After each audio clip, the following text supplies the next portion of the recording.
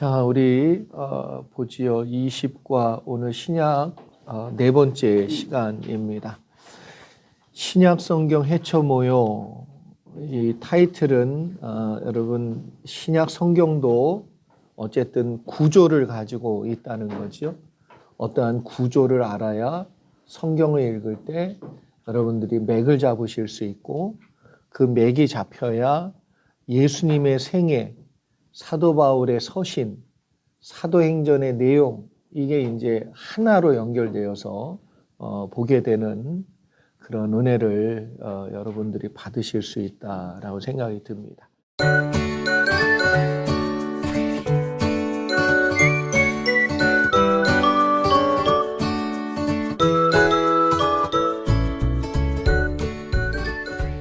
오늘은 책 243페이지부터 253페이지까지 내용을 우리가 함께 공부하면서 우리가 이제 신약 성경으로 이제 들어가는데 신약에 대한 내용들을 여러분과 제가 잘 배우면서 특별히 예수님의 생애가 이렇게 좀 머리에 그려지는 또 머리에 남는 예수님이 어떻게 사셨는지 그것이 뚜렷하게 기억에 남는 그런 공부가 되었으면 좋겠습니다. 1번 우리 같이 보지요. 신약과 구약 중간 시대 400년 동안 하나님께서 하신 작업은 무엇입니까? 하나님이 신구약 시대 중간기에 침묵하고 계셨다.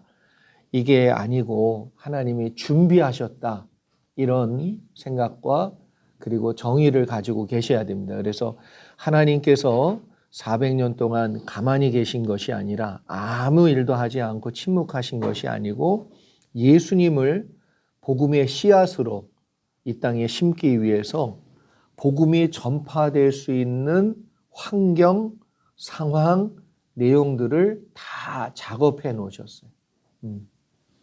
그래서 우리가 이미 오랜 시간 몇 주에 걸쳐서 우리가 배웠는데 이미 하나님께서 그 시대마다 그래서 페르시아, 헬라, 그 헬라가 이제 갈라진 나라들 그리고 헬라의 영향 가운데서 이제 로마 시대로 넘어가서 로마로 인해 가지고 복음이 땅 끝까지 전파될 수 있는 길이 열리는 이제 그런 내용들을 우리가 이미 배웠고요. 자, 헬라 제국을 통해 이루어진 내용들이 무엇입니까? 우리가 다시 한번 되새겨 보면 만약에 히브리 말만 되어 있었으면 세계화 되어지기가 힘들어요. 네. 세계화 되어지려면 세계적인 언어로 바뀌고 그리고 그것이 이제 전달이 되어지는 과정이 필요하다. 그래서 여러분 하나님의 말씀이 헬라 언어로 바뀐 것 그리고 헬라의 문화들이 각 지역에 이미 보급이 되어 있고 정착이 되어 있는 것. 그래서 문화, 철학 이게 복음 전달하는 도구로 준비가 되었다. 구약 성경은 헬라어로 이제 번역될 때 우리가 이제 이미 나누었던 것처럼 70인 역 그래서 세계로 전파되는 토대를 만들었고 헬라 문화라는 방법을 통해서 사람들이 거부감 없이 받아들이는 그러한 심리적인 토양도 만들어줬고 철학을 통해서 복음이 더 깊이 이해가 될 수 있도록 설명이 되어질 수 있도록 이 학문적인 토대도 만들어 주셨다. 그러니까 이 일을 사람이 일일이 다 지시해 가지고 할 수 있겠냐. 하나님이 역사의 주관자이시고 세상을 주관하고 계시다. 이런 것들을 보여주고 있는 내용이지요. 세 번째, 로마 제국을 통해서는 로마 제국은 모든 길이 로마로 통한다. 이 말이 참 중요한 의미를 담고 있습니다. 그래서 모든 사람들은 로마를 기점으로 삼고 그리고 로마에서 새로운 것을 알아가고 배워가고 또 물물 교환도 무역도 다 로마를 통해서 이루어질 만큼 큰 중심지를 이루었지요. 그래서 구체적으로 작동되어질 수 있도록 하나님이 말씀이 이렇게 전달되어지는 길을 여셨다는 거죠. 그래서 단순히 이제는 언어적인 측면에서 전달이 아니라 그 언어를 가지고 직접 이제 사람들이 이동해서 전달할 수 있는 그런 길을 만들었다. 만약에 하나의 땅덩어리, 하나의 나라가 아니면요, 전달 못 합니다. 어떻게 국경을 넘어가기도 그렇죠. 그리고 국경을 넘어가도 언어가 또 안 되면 또 소용이 없어요. 그러니까 언어도 되고 국경도 무너뜨리고 그러니까 막 유럽으로도 넘어가고 로마까지 가는, 스페인까지 건너가는 그런 복음의 여정이 열리게 된 거지요. 그래서 만일 로마 제국이라는 단일 국가가 없었고 교통의 발달이 이루어지지 않으면 그 옛날에 그렇게 단시간에 복음이 급속하게 전파될 수 없었을 것입니다. 4번 같이 보죠. 바울이 로마의 시민권자가 아니었다면 어떤 일이 벌어졌을까? 자유롭게 일단은 왕래할 수 없었을 거고 또 하도 이렇게 법이 엄하다 보니까 여러분 로마 시민권자다 그러면 함부로 처형을 못했어요. 중범죄가 아닌 이상은. 그리고 내가 시저에게 가서 재판받겠다. 그러면 시저한테 가가지고 재판받아야 된단 말이에요. 그래서 여기 복음을 전하면서 여러 번 죽을 고비를 넘길 때 로마 시민권자이기 때문에 그 즉시 뭐 사형에 처해진다든가 죽임을 당한다든가 이런 일을 피할 수 있는 귀한 은혜를 받게 되죠. 5번 로마 시대를 통해 하나님께서 하나님의 영광과 하나님 나라의 도래를 이루신 것처럼 종말의 시대에 하나님께서 이루실 것과 그 종말은 어떤 때라고 생각해야 합니까? 이제 우리가 알아야 되는 건 종말의 시대가 로마처럼 단일 국가로 그리고 시저처럼 분명히 그 단일 국가의 지도자가 적그리스도가 될 가능성이 높고 우상 숭배를 요구할 가능성도 높다. 그래서 하나님께서 그러나 역사를 주관하고 계시고 반드시 승리하신다. 네, 이러한 것들을 저와 여러분들이 꼭 기억하고 종말을 두려워하라고 계시록을 주신 게 아니고요.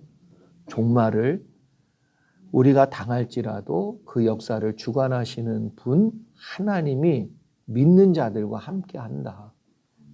그걸 계시록에서 이야기하고 있고 로마 시대를 통해서 우리가 봐야 되는 내용이다라는 것입니다. 자, 6번. 신약도 구약처럼 무엇을 알아야 성경이 쉬워지느냐? 신약도 구조가 있어요. 구조. 네.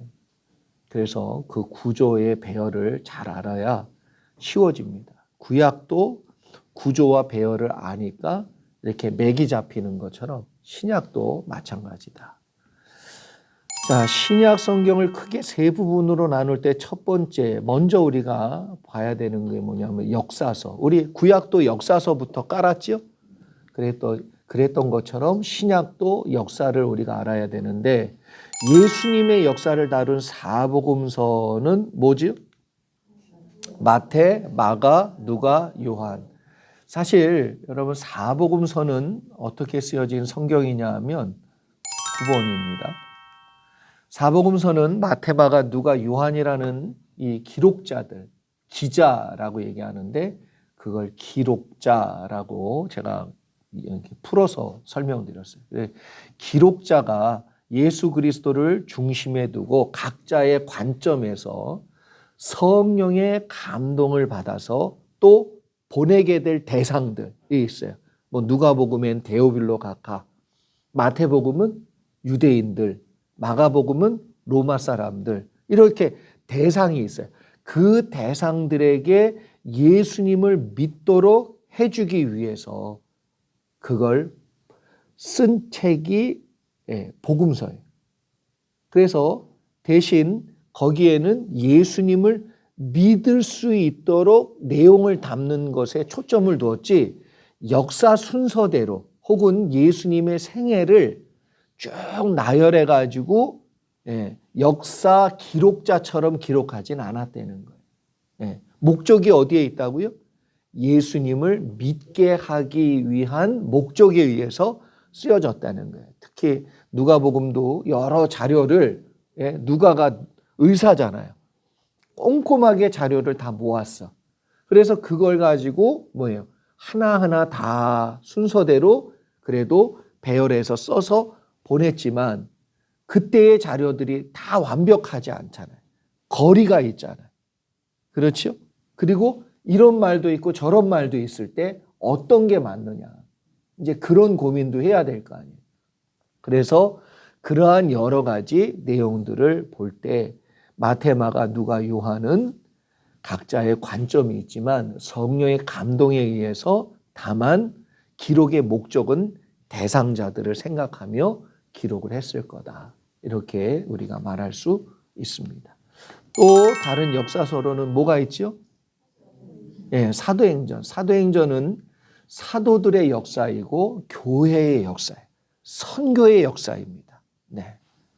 11번 사도행전은 크게 두 부분으로 나누어 어떻게 설명할 수 있냐면 우리가 사도행전은 전반부는 베드로를 중심으로 교회는 예루살렘 교회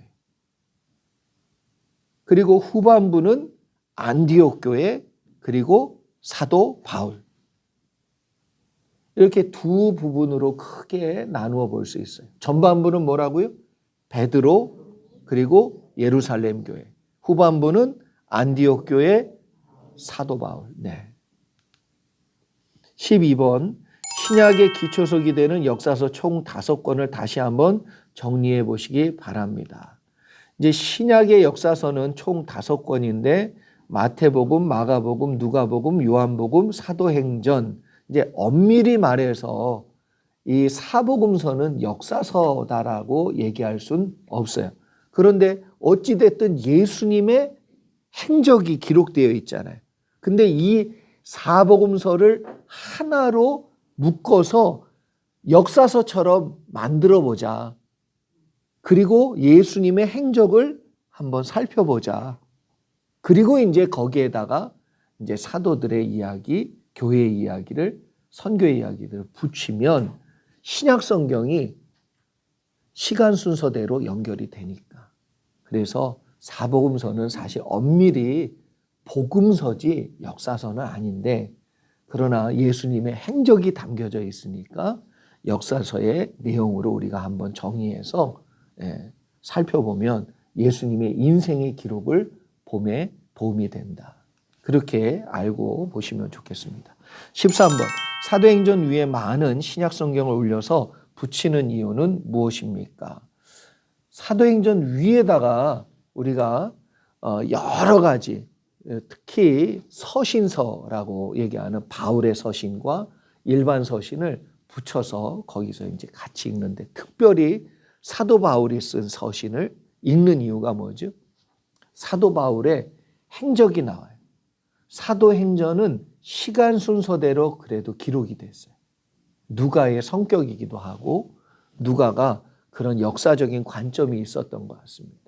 그래서 그 시간 순서대로 읽으면서 그 시간 순서에 맞추어 있었던 지역, 선교했던 지역, 거기다가 이때쯤 편지를 보냈다라고 학자들이 연구한 내용들 그런 것들을 종합해서 볼 때 연결해서 읽으면 그때 이 편지를 왜 썼는지 왜 그들에게 보내야 했는지 그러한 상황들을 이해하니까 훨씬 더 신약 성경을 하나로 그리고 맥을 잡는데 대단히 큰 도움을 받을 수 있을 것이다. 그래서 구약의 구조를 다룰 때 성벽 쌓기 했던 것처럼 신약도 그렇게 쌓아 올라가면 된다. 그러면 연결이 되어질 수 있다라는 것이지요. 서신서란 무엇입니까? 서신서는요. 사도들이나 교회 지도자들이 여러 도시에 세워진 교회의 성도들에게 보낸 편지들이에요. 편지들. 그 내용은 복음으로 공동체를 견고하게 세우고 또 이단의 침입을 경계하고 교회 안에 나타난 크고 작은 문제를 말씀 안에서 이제 지혜롭게 해결할 수 있도록 격려하고 권고하고 그렇게 이제 가르치는 내용이 담겨져 있는 게 서신서다. 그렇게 설명을 드리겠습니다. 자, 바울은 총 몇 번에 걸쳐서 아시아와 유럽 지역에 선교를 했냐면 우리가 제일 크게 아는 건 옥에 갇히기 전에, 옥중에 갇히기 전에는 1, 2, 3차.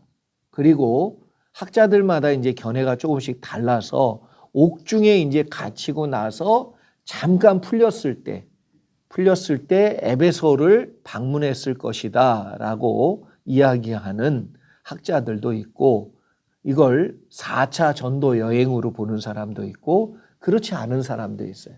그러나 우리가 크게 보면 1, 2, 3차 그리고 로마의 옥중에 있었고 잠깐 풀렸을 때 에베소를 지나 다녀오면서 그 다음에 이제 4차 선교를 잠깐 했을 것이다. 이제 그렇게 이야기할 수 있죠. 16번 3차 선교 여행 이후에 사도 바울은 어떻게 되었습니까? 이제 옥중에 갇히게 되는데 3차 선교 여행을 마치고 예루살렘으로 와서 붙잡혀요. 왜 붙잡히죠? 이때 이제 성전 모독죄가 이제 적용이 됩니다. 이방 사람을 성전에 끌어들여서 성전에는 이방인의 뜰이 따로 있어요. 그런데 그 이방인의 뜰이 아닌 성전 안으로 뭐예요? 바울이 이방 사람들을 데리고 들어갔다. 이렇게 이제 주장하는 사람들이 나타났어요. 그래서 이제 이 문제로 인해서 성전을 모독했다. 그래서 종교 재판에 넘겨지고 죽어야 되느냐 살아야 되느냐 이제 그런 내용이 점점 불거져서 거의 1년 동안 가이사랴에서 구금되어 있다가 그 다음에는 어떻게 했냐면 로마로 압송이 됩니다. 그게 이제 사도행전에 쭉 그 이야기가 나오고 있지요. 옥중서신은 옥중에서 썼다. 우리가 그렇게 알고 있죠. 예. 감옥이라고 이제 우리가 흔히 알고 있는 이 옥중의 내용이 사실은 이제 감옥이라고 얘기하기보다는 이제 가택에 연금되어 있는, 그러니까 집 밖으로 못 나오는 집이 감옥인 거예요. 예. 그래서 여러분 옥중에 있을 때 이 가택 연금을 할 때 집을 빌려야 되잖아요. 그래서 여러 교회들이 또 후원도 해주고 사도 바울을 도왔단 말이에요. 예. 그래서 집 밖으로 나오지 못하는 그 상태에서 그래서 사도행전 28장 보면 끝부분에 뭐가 나오죠? 집에 이제 머물러 있을 때 유대인들이 방문하는 내용들이 나와요. 그렇게 자유롭게 만날 수 있는 그런 형태였어요. 다만 뭐냐? 재판이 종결될 때까지는 어디도 못 가는 그런 상태였다는 거예요. 그래서 거의 감옥이죠. 집이 감옥인 거예요. 그래서 옥중에 있으면서 쓴 서신서가 에베소서, 빌립보서, 골로새서, 빌레몬서인데 이것을 가리켜 옥중서신이라고 말합니다. 이 중 빌레몬서는 교회에게 보낸 편지가 아니라 빌레몬이라는 개인에게 보낸 편지입니다. 왜 그랬냐면 도망쳐 나온 빌레몬의 종 오네시모에게 다시 빌레몬에게 돌려보내면서 화해와 용서를 부탁하는 그런 편지를 보내게 되죠. 18번 디모데와 디도에게 쓴 편지는 영적인 아들이지요. 디모데, 또 크레타 섬에서 사역하는 디도에게 각각 편지를 쓰는데 디모데, 전후서 그리고 디도서가 성경이죠. 자, 바울의 서신 전체를 각각 선교 여행과 옥중의 내용과 연결해서 정리해 보기 바랍니다. 우리 옆 사람하고 한번 정리해 볼까요?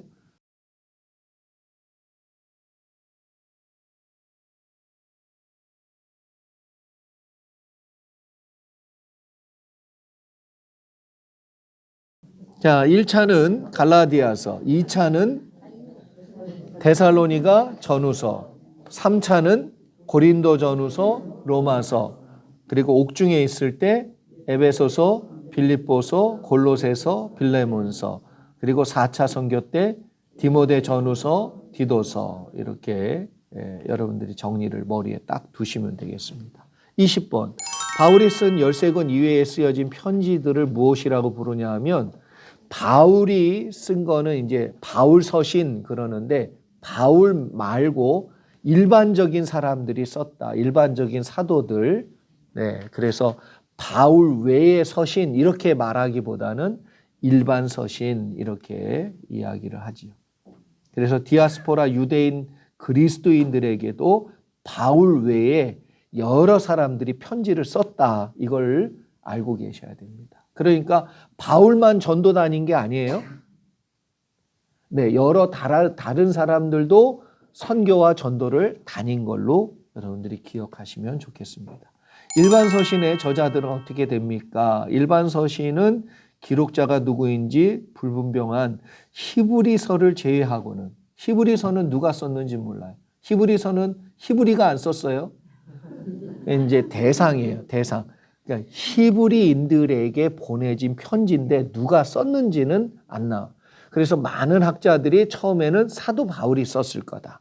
그런데 보니까 쓰여진 내용도 그렇지만 쓰여진 연대가 사도 바울이 순교한 이후 완성된 걸로 그렇게 나오니까 이걸 어떻게 그렇게 할 수가 없어서 또 다른 학자들은 뭐라 그러냐면 기초는 바울이 잡았어도 내용을 완성한 건 아마도 누가가 했을 거다 이렇게도 얘기해요. 그러나 이제 대부분의 학자들은 누가 썼는지 작자 미상. 그래서 작자 미상 그렇게 나오니까 일본 사람인 줄 알고 작자 미상. 나카무라상 무슨 상. 네.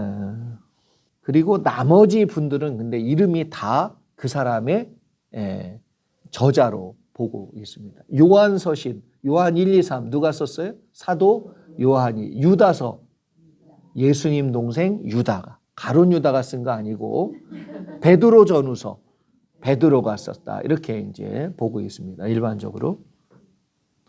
22번 대략적으로 일반 서신의 기록 순서는 어떻게 됩니까? 야고보서가 제일 먼저 쓰였을 거다.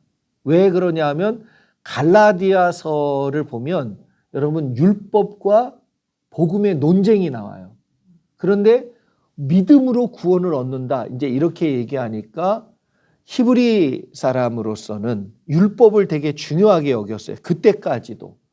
그런데 히브리 사람의 입장에서 보면 오해의 소지가 많다. 그래서 어떻게 했냐면 행함이 없으면 그 믿음도 죽었다. 그러니까 행함과 믿음은 나눌 수 없다. 하나다. 이제 그런 밸런스를 위해서 썼다는 거죠.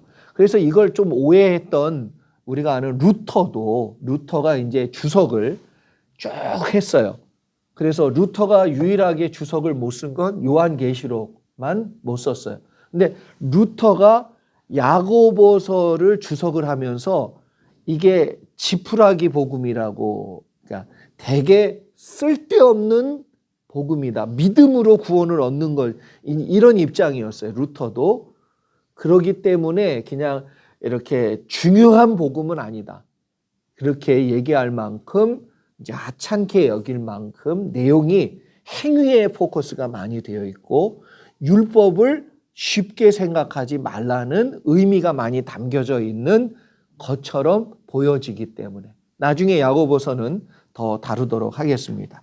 그리고 바울이 순교한 이후에 베드로 전후서가 기록되었을 것으로 보이고 요한 1, 2, 3서 그리고 히브리서 그리고 유다서 각각 기록되었을 것으로 추정합니다. 그리고 신약 성경의 마지막은 뭐예요? 요한계시록. 네.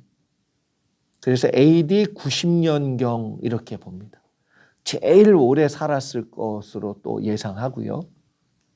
요한계시록은 누가 기록한 성경입니까? 사도 요한이 기록했고요.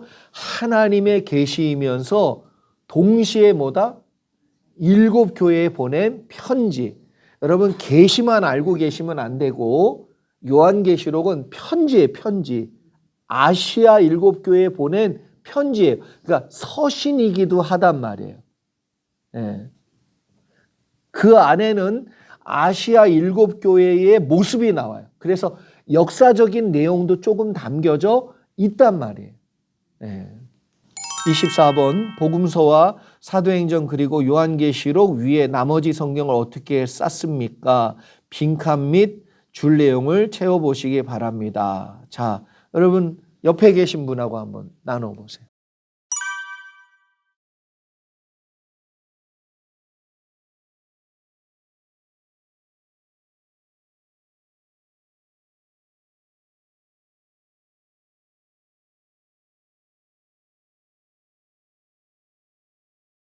자, 마태, 마가, 누가, 요한은 예수님의 생애지요. 그리고 사도행전과 바울 서신과 일반 서신은 교회와 선교의 역사 이렇게 연결하시면 되고, 특별히 그 요한계시록과 요한 1, 2, 3 이런 어떤 그 다른 서신들, 일반 서신을 우리가 공부할 때 요한계시록 아시아에 있는 7교회를 잘 읽어보세요.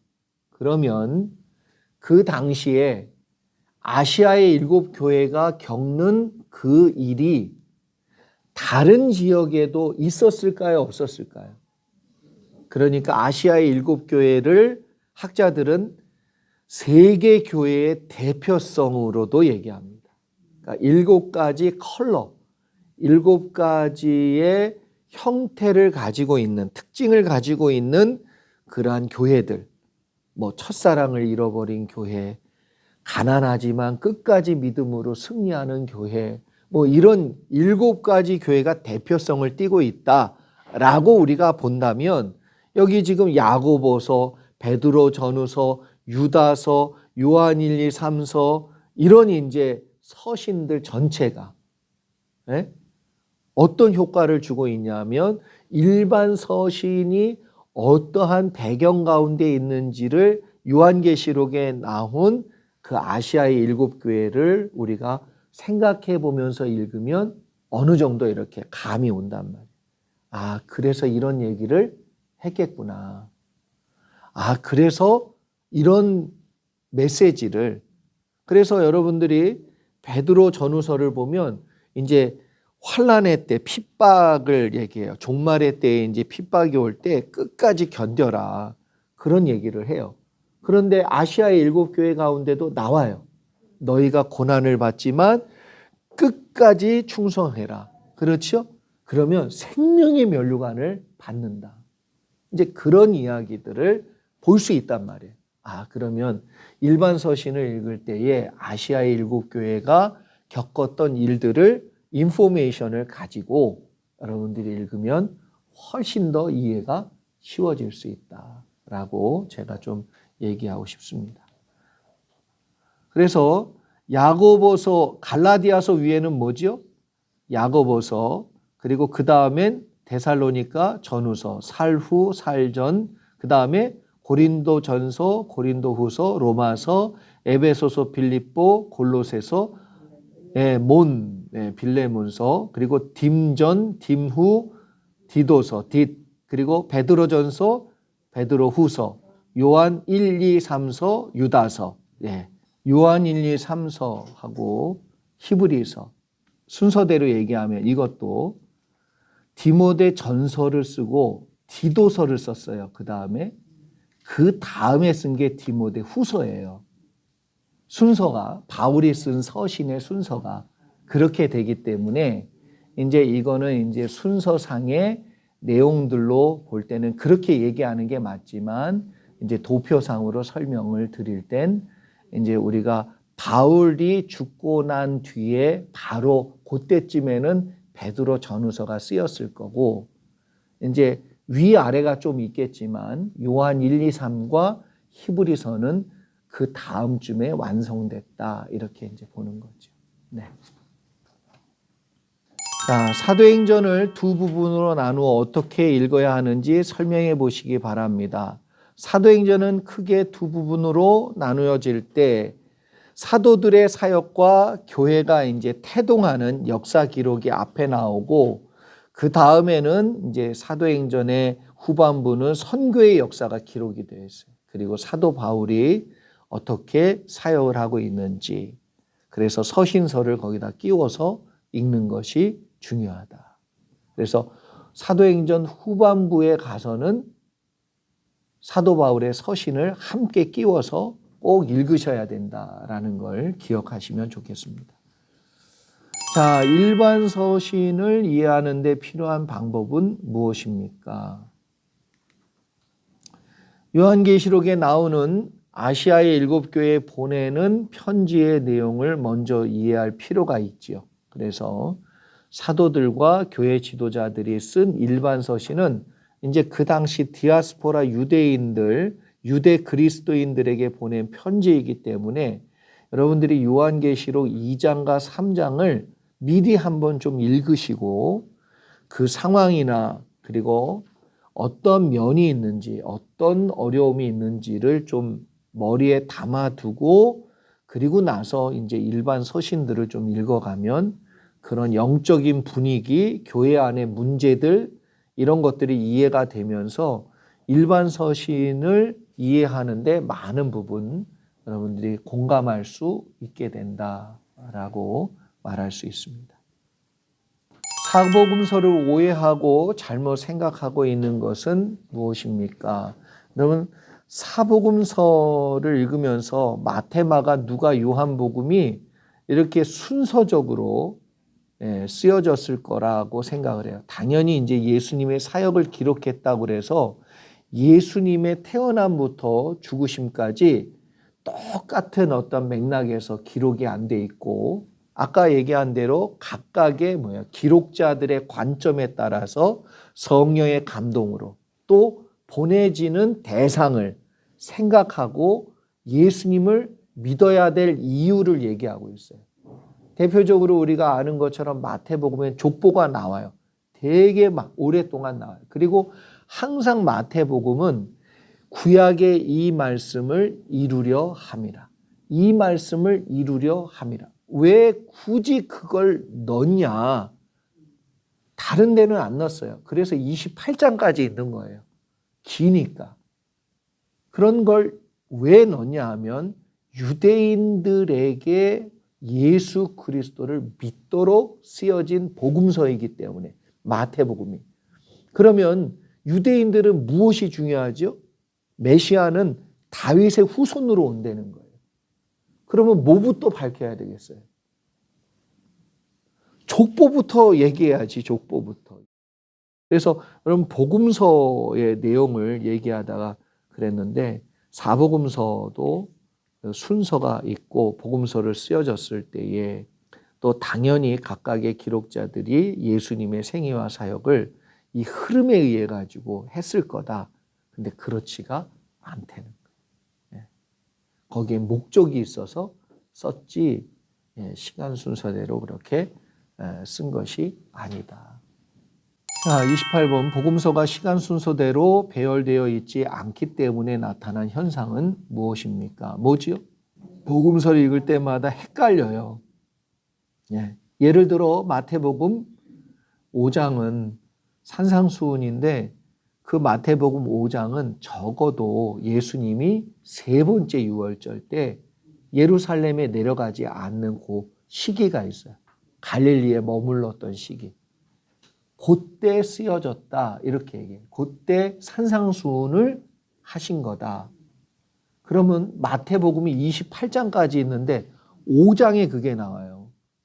그러면 우리가 생각할 땐 예수님이 제자 부르고 막 그때부터 산상수훈 다녔을 거다 이렇게 추측하지만 아니라는 거예요. 그러니까 시간 순서대로 되어 있지 않다는 걸 여러분이 분명히 알고 읽으셔야 헷갈리지 않고 오해도 없고 상황도 잘 파악할 수 있다는 거죠. 그래서 예수님 하신 말씀과 일어난 사건에만 집중하는 성경 읽기가 될 수밖에 없어요. 큰 그림으로 볼 때 여러분들이 그게 잘 안 보여요. 큰 그림이라는 건 다른 게 아니라 예수님의 생애로 말씀을 이렇게 느끼는 게 아니고 그냥 예수님의 메시지로 그냥 느끼는 거. 이건 좀 달라요. 29번 예수님의 생애를 한눈에 보지 못하는 이유는 무엇입니까? 한눈에 보지 못하는 건 뭐죠? 사복음서가 시간 순서대로 기록되어 있지 않기 때문에 그래서 맥이 잘 안 잡혀요. 예수님 그러면 사람들이 제일 많이 생각하는 게 뭘까요? 십자가에 죽으시는 거예요. 근데 예수님께서 십자가에서 죽는 거 말고 이 땅 가운데서 이제 예수님 살아가신 그러한 모습이 우리의 머릿속에 잘 안 남아요. 그러니까 첫 번째 유월절에는 예수님이 이렇게 하셨지, 두 번째 유월절에는 예수님이 이렇게 하셨지, 세 번째 유월절에는 예루살렘에 내려가지 않고 갈릴리에서 그래서 하나님이 이렇게 주신 말씀을 전했고 그리고 제자들을 세웠고 제자 훈련을 시켰고 이제 이런 구체적인 내용이 있어야 네 번째 유월절 때 십자가에서 돌아가셨어. 이게 이렇게 쭉 그려져야 예수님의 인생 가운데 이때 예수님이 이런 메시지를 주셨어. 왜 이런 메시지를 하셨을까? 여러분 그래서 성전에 가가지고 막 때려 부실 때 왜 그랬죠? 초기에는 했어요. 그런데 이제 바리새파 사람들이나 이제 다른 종교 지도자들이 막 죽여야 되겠다 이럴 때는 했어요, 안 했어요? 그때는 많이 자제를 하셨어요. 네. 그러니까 이런 내용들을 알아야 예수님의 스토리 가운데 메시지와 강도와 그리고 왜 이걸 갈릴리에서 왜 예루살렘에서 이걸 알 수 있단 말이에요. 네. 자, 30번 예수님의 사생애. 사생애는 공생애와 반대로 공적인 인생, 사적인 인생. 예수님의 공적인 인생은 그리스도로서 사신 인생 3년 반, 사적인 인생은 마리아의 아들로서 산 30년의 삶을 얘기하는 거예요. 그렇죠? 그래서 30년을 간단히 정리해 보면 예수님의 사생애와 공생애를 잠깐 우리가 봅시다. 사생애는 예수님 탄생 이야기, 누가복음 2장 1절로 38절까지 예수님의 인생 이야기에 가장 먼저 나오는 것이 뭐지요? 동방박사 출현. 예수님 탄생에 대한 이야기가 첫 번째잖아요. 그리고 천사들이 꿈에 나타나 애굽으로 피한 거 마태복음 2장입니다. 헤롯 왕이 죽고 난 뒤에 나사렛으로 돌아와 살던 예수님 12살 때 유월절을 맞아 부모님과 함께 성전에 올라가죠. 이건 또 누가복음에 나와요. 2장 41절로 52절. 여기까지가 뭐예요? 사생이에요. 그 다음에 이제 공생애의 시작은 뭘까요? 그걸 잠깐 얘기하면 공생애의 시작은 세례 받는 거예요. 세례. 예수님이 세례 받으시고 하늘에서 하나님이 음성을 들려주세요. 내 사랑하는 아들이다. 그렇죠? 예. 그래서 공식적인 하나님의 인정해 주시는, 선언해 주시는 사건이에요. 그게 공생애의 시작으로 보는 게 정확합니다. 자, 31번.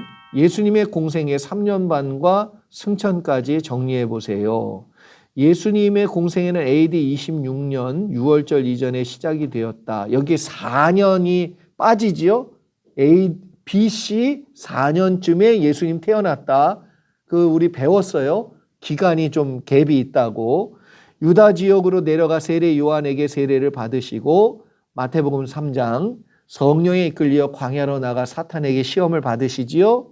그리고 예루살렘에서 사역을 마치고 갈릴리로 올라와서 나사렛에서 가버나움으로 이사를 하시고 이사한 뒤에 본격적으로 예루살렘과 갈릴리를 오고 가며 사역을 하십니다. 세 번째 유월절 어간에는 갈릴리에 남아 있으시면서 이제 말씀도 되게 많이 전해요.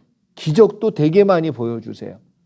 그래서 오병이어 사건 막 이런 거 다 뭐예요? 이때 일어나는 거예요. 그리고 제자 12명을 철저하게 이제 제자 훈련 시키는 거예요. 뭐 기적을 한번 보면 또 제자들이 물어. 그러면 밤에 제자 훈련을 따로 시켜요. 그들에게는 다 얘기하지 아니하였으나 너에게는 밝힌다 뭐 이러면서 쭉 얘기하잖아요. 씨 뿌리는 비유. 그렇지요? 그런 것도 다 일일이 설명을 다 해주셔. 그게 제자 훈련이었죠. 그리고 또 산상수훈 말씀을 해주시고 두로와 시돈의 데가볼리 지방에서 복음을 전하시고 가이사랴 빌립보와 베레아 지방에도 가셔서 복음을 전파하시고 마지막으로 이제 십자가를 지기 위해 이게 이제 네 번째예요. 세 번째 유월절은 갈릴리와 그 주변 지역을 열심히 전도하고 말씀을 선포했어요. 그러고 나서 이제 사람들한테 끝판에 가서 뭐라 그러죠?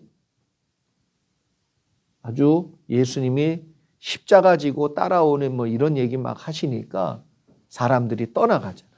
그러니까 제자들한테 물어. 너희도 나를 떠나려 하느냐? 그러니까 생명의 말씀이 주님께 있사오니 우리가 어디로 가리까? 그래서 예루살렘에 이제 마지막으로 십자가를 지기 위해 입성한 게 누가복음 17장 이하에 나오고 예루살렘에 입성하신 예수님 마가의 다락방에서 마지막 유월절 만찬을 하시고 겟세마네 동산에서 기도하시고 또 십자가에서 인류의 죄를 대신 지고 죽으십니다. 마태복음 26장. 그러나 부활하시지요. 생명이신 예수님은 장사한 지 사흘 만에 살아나시고 40일 동안 지상에서 생활을 하다가 다시 오실 것을 약속하고 하늘로 승천하십니다. 그게 이제 사도행전 1장까지 연결이 됩니다. 그래서 마태복음 28장과 사도행전 1장은 연결이 되어 있어요. 그래서 연결해서 여러분들이 보셔야 됩니다. 자, 32번. 예수님의 생애표를 완성해 보시기 바랍니다. 자, 한번 옆 사람과 그 한번 완성해 보세요.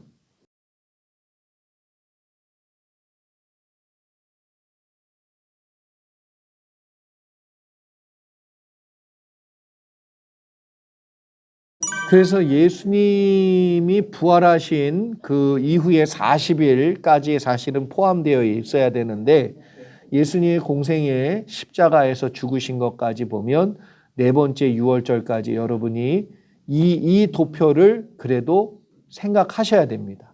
머리에 담아두세요. 예수님의 사생에는 태어나서 30세까지 그리고 이제 3년 반 동안 세례 받으신 게 첫 번째 예수님의 공생의 시작 유월절 첫 번째 유월절에 이제 내려가 가지고 그 성전 정화하고 니고데모 만나죠. 니고데모가 어떻게 해야 구원을 얻습니까? 예. 가버나움으로 이제 올라가셔서는 이사 가시고 두 번째 유월절에 이제 다시 내려와서 예수님 또 사역하시고 갈릴리 사역도 하시고 산상수훈 이제 세 번째 유월절까지 넘어가서 제자 훈련하시고 이방 지역까지 초막절 수전절 잠깐 이제 내려가시고 십자가 지시고 죽으시는 유월절 마지막 네 번째 유월절 때 그 순서를 여러분들이 머리에 기억을 좀 하고 읽으시면 좋겠습니다. 카지노에 뭐 이게 성경 공부인데 카지노 얘기까지 나와서 죄송합니다. 근데 이제 우리가 공간 개념하고 시간 개념이 되게 중요하다는 걸 아셔야 돼요. 거울이 없는 건 자기의 모습을 보면 되돌아보기 때문에 그래요. 그래서 이제 그 정신을 차릴 때 보면 자기 정체성, 그러니까 자기의 어떤 그런 위치, 내가 아버지인데 뭐 이런 거, 내가 가정이 있는데 이런 게 그 모습을 보면서 내가 이렇게 살아야 되나 이런 것도 다. 그래서 정신 차리지 못하게 하려고 거울이 없답니다. 참 이게 아주 매정하고 아주 좀 또 창문이 없어요. 도박하는 사람이 만약에 어두워지잖아요. 그럼 밝을 때 들어왔는데 어둡잖아요. 그러면 시간이 이렇게 지났나? 아우, 이러면 안 되지. 이제 좀 이제 그만둬야 되겠다. 이런 이제 마음이 드는. 시간 개념을 가지고 계시면 내가 얼만큼. 그래서 인생을 잘 사는 사람은 자기 나이를 꼭 생각합니다. 내가 몇 살인데. 그리고 세 번째가 마지막으로는 시계가 없지요. 시간을 확인할 수 있는 길이 없도록. 그래서 완전히 거기에 빠지면 낭비하고 있는 거예요. 그래서 우리가 카지노에서 사는 사람처럼 사는 인생도 불행한 거지. 공간과 시간 개념을 잃고 망각하고 이렇게 사는 거. 34번. 시간과 공간 개념이 주는 효과는 무엇입니까? 여러분, 시간과 공간 개념은 상황과 사물을 바르게 인식하고 체계적인, 그래서 어떠한 내용이 머리에 체계적으로 딱딱딱 남게 해주는 효과를 줍니다. 네. 우리 그때 어디 갔었지? 이게 이제 딱 있으면 그때 어떤 내용이 순서적으로 딱 머리에 남는단 말이에요. 35번. 성경을 읽을 때 공간 개념이 없기 때문에 나타나는 어려움이 뭐냐? 장소가 어디에서 어디로 이동되어 있는지 예수님의 움직임을 파악을 못해. 그러다 보니까 생생하지가 않아요. 그러니까 여기가 어디지? 이러면 아무런 감동을 못 받아. 그런데 여기가 거기네? 라고 하면 나름 뭐예요? 이해도 쉽고 받아들이기도 쉬워요. 그러니까 예수님의 동선이 이해가 되고 메시지가 연결이 되는 거하고요. 그냥 메시지로만 아는 거하고는 완전히 달라요. 감동이 다르고 느낌도 다르고 이해도 다르고 달라요. 그래서 공간 개념이 없으면 예수님의 동선이 파악이 안 되고 그 결과 예수님의 생애가 정리가 잘 되지 않아요. 36번. 시간 개념을 잡으려면 무엇부터 확인해야 되냐 하면 시간 개념은 유월절이에요. 무조건. 왜? 3년 반 동안 4번의 유월절을 보내셨다. 왜 시간 개념을 잡기 위해 유월절을 확인해야 되냐면 예수님께서 4번의 유월절을 보내면서 움직이셨기 때문에 그래요. 유월절쯤에 예루살렘으로 내려가시고 유월절 끝나면 다시 갈릴리로 올라오시고 그렇죠? 근데 원래 예루살렘은 내려가는 게 아니라 예루살렘으로 올라가고 갈릴리로 내려가고 북쪽에 사실은 갈릴리가 있는데 표현은 메인, 캐피탈, 수도. 그래서 전국에 있는 수도가 다 어떻게 되냐면 수도로 올라간다 그래. 한양으로 올라간대. 북쪽에도 한양으로 올라간다 그래. 남쪽도 한양으로 올라간다 그래. 강원도 쪽에서도 한양으로 올라간다 그래요.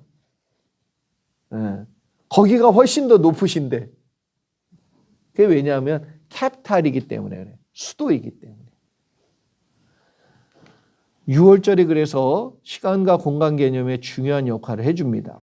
공간 개념을 잘 잡기 위해서 알아야 될 장소 3곳. 우리가 알아야 되는 건 북쪽의 갈릴리, 남쪽의 유다, 그 다음에 중간에 핵심 도시인 예루살렘. 그래서 사마리아도 알면 좋지요. 그래서 3부분으로 나눌 땐 갈릴리, 사마리아, 유다, 그리고 핵심 도시 예루살렘. 여기는 종교 도시예요. 종교 지도자들이 완전히 집결되어 있는 장소예요. 39번. 예루살렘에 있을 때, 갈릴리에 있을 때 예수님 마음 상태가 좀 달랐어요. 여러분, 나를 미워하는 사람들이 많은 그런 곳에 내가 가서 말씀을 전한다. 어떻게 될까요? 그리고 나이가 만약에 제가 어려. 근데 나이가 많으신 분들이 사는 지역에 가서 말씀을 전한다. 어떨까요? 아니, 그게 나쁘다는 게 아닌데 그 선입관 이게 있단 말이에요. 근데 종교 지도자들이 볼 때 예수님은 메시아가 아닌데 그렇죠? 그리고 자신들의 위치를 뒤흔드는 그러한 존재인데 밉잖아요. 그 미움이 예수님도 느껴진다 안 느껴진다? 40번. 예수님의 메시지 배경을 알면 어떤 유익을 얻게 되냐면 배경을 알고 예수님의 메시지를 잘 살펴보면 장소에 따라 메시지를 듣는 대상이 달라지고 대상에 따라 예수님의 메시지도 달라지는 걸 알 수 있어요. 복음서를 읽을 때 장소 개념은 그래서 중요합니다. 왜? 분위기 파악이 되니까. 41번 리 스트로벨 이야기를 제가 썼는데, 리 스트로벨 이야기를 통해 우리가 깨닫는 교훈은 무엇입니까? 여러분, 예수님을 인격적으로 만난다는 건 대단히 중요합니다. 성경을 읽으면서 이게 사실이야, 이게 진실이고 이건 진짜 있었던 일이야, 예수님은 존재해, 예수님은 죽었고 부활하셨어, 지금도 살아 계셔, 이렇게 믿고 믿어지고 믿으려고 하고 읽는 거하고, 에이 뭐 좋은 얘기지 이렇게 읽는 거하고는 완전히 차원이 다른 얘기예요. 그래서 리스트로벨처럼 예수님의 생애 인격적으로 만나고, 그리고 진짜 예수님의 부활이 진짜냐, 여러분 성경을 읽으면서 그걸 진짜 확인해 보시라니까요. 확인해 보시고 예수님이 진짜 부활하셨어, 부활하신 거 믿습니다, 아멘, 이게 아니고 진짜야 이게? 그러면 이분이 하신 말이 진짜일 거 아니야. 그러면 한 번 죽으면 우리 심판이 있잖아. 난 그러면 진짜를 붙들고 살 거냐? 아니면 없어지고 있다가 없어질 세상을 붙들고 살 거냐? 내 생각을 붙들고 살 거냐? 진짜 진리를 얘기하신 예수님의 말씀을 붙들고 살 거냐? 결정이 나와요.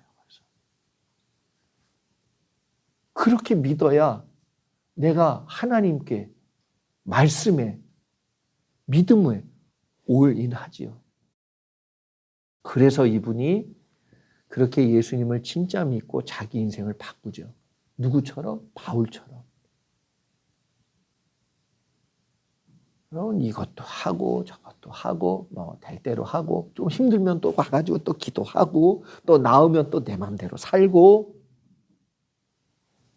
언제까지 그렇게 살다가 갈 거냔 말이에요. 언제까지? 가짜 때문에, 있다가 없어질 것 때문에. 그러니까 그런 식으로 성경을 읽을 거면 무슨 의미가 있냐는 거예요. 그러니까 성경을 진짜 읽는다는 건 예수님의 죽으심과 예수님의 생애와 예수님의 부활이 진짜 사실로 되어서 내 속에 역사되어지는. 그래야 예수님 말씀을 가벼이 여기지 않고 거기다 목숨을 걸 거 아니에요. 용서해 주기 싫은데 내가 주님 앞에 다시 만날 게 두려워가지고, 진짜 저 인간 정말 한 번 내가 그냥 그랬는데도 그걸 내려놓는 거예요. 예수님이 진짜니까. 오른뺨 맞았는데 왜 왼뺨 내밀어요? 진짜니까. 예수님이 진짜 말씀하신 게 이루어질 걸 내가 믿으니까. 예배 드릴 때 왜 목숨을 걸고 예배를 드리고, 왜 내 인생을 살면서 말씀대로 살려고 몸부림쳐요? 진짜니까. 나는 성경을 제대로 읽으면 사람 변한다고 믿어요. 42번 우리는 성경을 어떤 관점과 마음에서 읽어야 합니까? 성경을 읽을 때 허구나 소설을 읽는다면 그것은 매우 불행한 일이에요. 성경만 읽는 거지 예수님은 못 만나는 거예요. 지금도 시퍼렇게 살아계신 그 생생하게 역사하고 계신 예수님은 못 만나는 거예요. 죽은 사람 만나봐야 무슨 의미가 있어요. 특별히 복음서를 읽을 때에는 예수님의 생애와 십자가의 죽음 그리고 부활의 사건과 그 모두가 역사적인 사실이라는 믿음을 가지고 읽는 것. 그게 믿어지는 것. 그게 중요합니다. 이런 관점과 마음으로 읽지 않으면 나타나는 현상이 뭐냐? 그냥 책 한 권 읽는 것으로 끝날 뿐이에요. 성경을 통해서 우리에게 주시는 복음의 능력, 영원한 약속, 은혜 경험 못합니다. 44번 성경은 단순한 하나의 책이 아니라 뭐냐? 지금도 살아 역사하시는 예수님을 인격적으로 만나는 은혜를 누리는 방법이 성경이에요. 성경. 다만 시대적으로 그분은 2000년 전에 나타나셨지만 지금도 내가 그분을 믿으면 나와 지금 동행하세요? 안 하세요? 그걸 경험하세요? 안 하세요? 하셔야 됩니다. 그게 진짜 믿음이에요.